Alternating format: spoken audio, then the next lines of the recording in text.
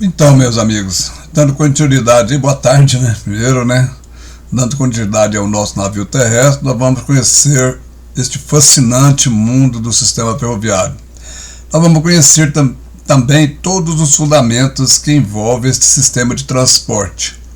Nós vamos mostrar também os aspectos técnicos e científicos fundamentais a esse sistema, respeitando sempre, né, as normas de saúde e segurança no meio ambiente.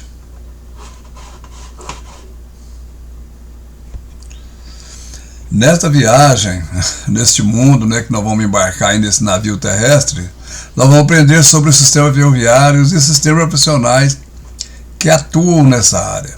Teremos noções de via permanente, material rodante, sinalização, manobras e comunicação ferroviária. Também nós vamos estudar sobre as máquinas e os equipamentos, visando assim aprimorar nossos conhecimentos em relação às ferrovias e ao seu funcionamento, a fim de detectar, né, possíveis situações de risco. Aí no final, nós vamos ter aí, né, tranquilo conhecimento imprescindíveis para a realização de manobras ferroviárias, como engates, desengates de locomotivas e vagões. Você terá também o conhecimento de conceito de pátio de manobra e as linhas onde circulam os trens, onde vocês vão atuar, onde vão trabalhar, na divisa, no fracionamento de trens, certo? Nos pátios. Enfim, você terá embarcado aí num mundo diferente de tudo aquilo que você já viu. A ferrovia é totalmente diferente de todos os trabalhos fora da ferrovia, certo? É um trabalho específico no mundo ferroviário. Então, ao conhecer o fundamento desse sistema ferroviário, você vai compreender a função dentro da empresa e a importância de se colocar em primeiro lugar, de tudo, né? A saúde e o respeito ao meio ambiente. Você sabe como surgiu a ferrovia? Você tem conhecimento disso? Qual a sua finalidade com os empresários de hoje? Como eles veem o transporte ferroviário? Eles realmente atenderá às suas expectativas? Qual a importância para a sua sociedade? A fim de respondermos essas questões que foram questionadas, em primeiro lugar, nós vamos conhecer a história da ferrovia, como ela surgiu, como foi. Então nós vamos estudar aí desde o início, quando os escravos e animais puxavam vagões sobre trilhos de madeira para transportar carvão, até os dias atuais, em que temos locomotiva que transportam centenas de passageiros e toneladas de cargo. Está aí, né, como tonelada de cargo, e o nosso querido e amado navio terrestre. Nós vamos ver também como foi o surgimento da ferrovia no Brasil, como se deu a construção, a implantação, a expansão disso. Nós vamos destacaremos ainda o período em que as ferrovias brasileiras foram privatizadas, quais as implicações desse processo para o nosso transporte ferroviário. Destacaremos ainda o período em que as ferrovias brasileiras foram privatizadas e quais as implicações desse processo para o nosso transporte ferroviário. Essa implicação, gente, só voltando um pouquinho a mais, nesse período de privatizações, até hoje nós temos consequências aí do mundo da ferrovia, o abandono de estações, o abandono de veículos, a mudança desse patrimônio ferroviário que existia, né? Então nós temos aí uma grande conhecimento, que nós vamos ter conhecimento de como foi para essas privatizações, o prejuízo que o país teve por isso, entendeu? Então a história da ferrovia se iniciou nos países europeus do século XVI, quando começou a ferrovia, com a utilização do sistema de transporte a partir dos trilhos de madeira, por tração animal, na exploração de minérios, claro, né, de ferro e carvão. A linha de mineração consistiu em 2 trilhos, que penetravam até o interior de uma mina, continuando até nos pátios de carregamento. Então você ia lá, carregava o minério, trazia e colocava nos pátios de carregamento. os homens ou animais que faziam essa tração. Ele puxava aqueles veículos lá de dentro da mina, tá, até chegar nos pátios, no interior, nos pátios de carregamento, movimentando os vagões equipados com rodas dotadas de frisos ao longo dos trilhos. Esse foi o primeiro sistema de transporte ferroviário utilizado na Europa. Ele também ficou conhecido como Caminho dos Vagões. Estamos aí com uma foto mostrando aí, né, como os veículos porque seriam puxados, os minérios lá no transporte, lá na carrocinha, né, na carrecinha, e os cavalos aí sendo puxados por uma pessoa aí, né, puxando esse veículo. Essa foto ela é muito chique, é muito bonita, mostra aí, né, a época, né, do nascimento mesmo dos trilhos, né, da ferrovia em si, né. Como é grande esse problema de quebra, como foi grande o clima de trilho de madeira, claro, né, se a pessoa, quando de madeira, rapidão ele perde aí a sua segurança, e com a medida que vai carregando, vai trazendo o equipamento, vai pesando, né. Então, naturalmente, com o objetivo de melhorar essa produção, os mineiros, né, o pessoal da época, né, em meados aí do século XVIII, começaram a reinvestir nos trilhos de madeira com tiras de ferro, para torná-lo mais resistente e durável. Eu conheci alguma coisa sobre a madeira revestível em trilho quando eu era candeeiro do meu avô, na minha terra, do meu pai, né, na fazenda, assim, o carro de boi, ele tinha aí, era revestido, o carro de boi era revestido com uma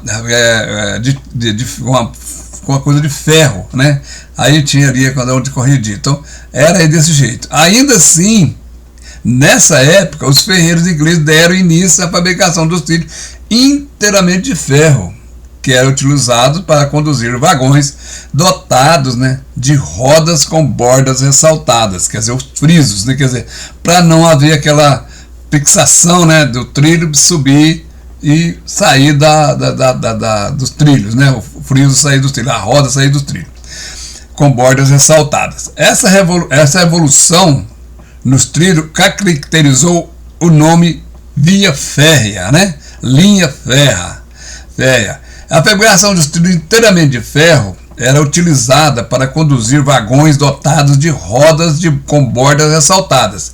Essa evolução nos trilhos caracterizou uma linha férrea em 1804. E o inventor britânico Richard Triton, né? Sei lá como funciona esse nome aqui, construiu a primeira máquina capaz de aproveitar altas pressões de vapor para girar um eixo trator, né? Então aí sim, aí começou uma máquina para poder movimentar essas rodas, esses frisos, né? Em vez de ser um animal puxando, um ser humano. Então essa máquina foi montada sobre trilhos e assim tornou-se a primeira locomotiva bem sucedida no mundo. Está aí uma delas, né? Nessa foto aí, como era a primeira locomotiva a vapor, né, no mundo ferroviário, de transporte de mercadoria, de transporte de coisa. A primeira ferrovia pública do mundo, ela foi construída na primeira metade do século XIX, né, por George Stephenson, né, construtor inglês de locomotivas a vapor. Aliás, esse George Stephenson aí, muitos de vocês já devem ter ouvido falar, né, quando vocês estão estudando aí no ensino médio, né, vocês vão falar sobre o George Stephenson. Ligando Stockton, Darlington, nessa ferrovia cobriu a distância de 32 quilômetros. 32 quilômetros era muita coisa, né? Sendo assim a primeira a conduzir trens de carga em horários regulares, né? Também foi o George Stephenson a primeiro a identificar a necessidade de as ferrovias possuir uma bitola padronizada, para que todos os três veículos fossem fabricados para dentro de um padrão para ser vendido em todas as ferrovias. A bitola adotada nas ferrovias por ele construída correspondia ao comprimento dos eixos das diligências, né, das diligências existentes na época. a saber que seria 1,435 m, certo? Então essa era uma das peculiaridades, né, para se adaptar aí para fabricar as obras de diligência e a ferrovia. Essa bitola ficou conhecida, né, como bitola internacional, sendo dotada na maioria das ferrovias europeias, de norte-americanas e canadenses, né? Como foi na segunda metade do século XIX, as ferrovias investiram no uso do aço na fabricação de trilhos e vagões, né? Então já começou a melhorar muito a necessidade do transporte, a procura, né, de mercadoria, quantidade, então foi evoluindo. Pois esse material assegurava a durabilidade 20 vezes superior a dos trilhos de ferro, né? Assim, os trilhos de ferro foram constituídos pelos trilhos de aço.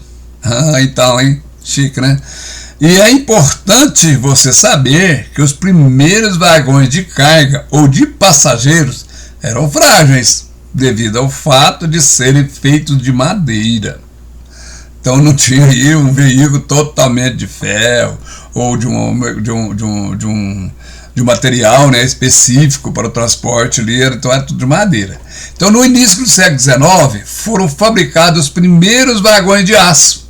Aí sim, né, foram utilizados para o transporte de passageiros, né, de aço, e foram utilizados para passageiros. Na primeira metade do século XX, por sua vez, os vagões de madeira foram substituídos completamente pelos vagões de aço. Aí, né?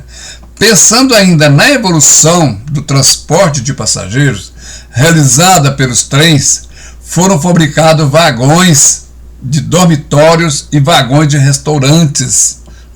O pessoal viajava de trens, assim, né? Era um transporte lindo, né? Muito gostoso. Já pensou isso? Hoje, então, por isso ainda tem esses trens aí, né? Que faz a parte do pessoal que faz estou esquecendo agora aí como é que faz. Mas é assim mesmo, né? Então vamos procurando aí, nós vamos lembrar que é o turismo ferroviário, que é o turismo para casa onde fazer. Realizado por ele. Foram fabricados vagões de dormitórios e vagões de restaurante. O pessoal viajava aí 6, 8, 10, 30 horas, aí então viajava, cansava, aí por causa de dormitório, tinha restaurante. Era uma coisa mais linda do mundo aquele trabalho, né? Então, ainda no século XIX, um objetivo de atrair um maior número de passageiros, ao garantir-lhes maior conforto e segurança, na primeira metade do século XX, por sua vez, os vagões de madeira foram substituídos completamente. Aí, diante desse contexto, começaram a ser desenvolvidos em metade do século XX os projetos de linhas e composições capazes de superar, 200 km por hora. É muito tempo. Naquela época, no século XX, no início do século XX, né? Você sabia que atualmente praticamente todos os países usam de forma extensiva o transporte ferroviário, possuem trens de alta velocidade? Vocês sabem disso? Então as suas velocidades podem variar em 250 km a 430 km por hora, gente. Que coisa mais chique, não é? Não é uma loucura isso, né? Aí no Brasil, como desenvolveu o transporte ferroviário? Como foi no Brasil isso? Como é que nós vamos ver isso no Brasil?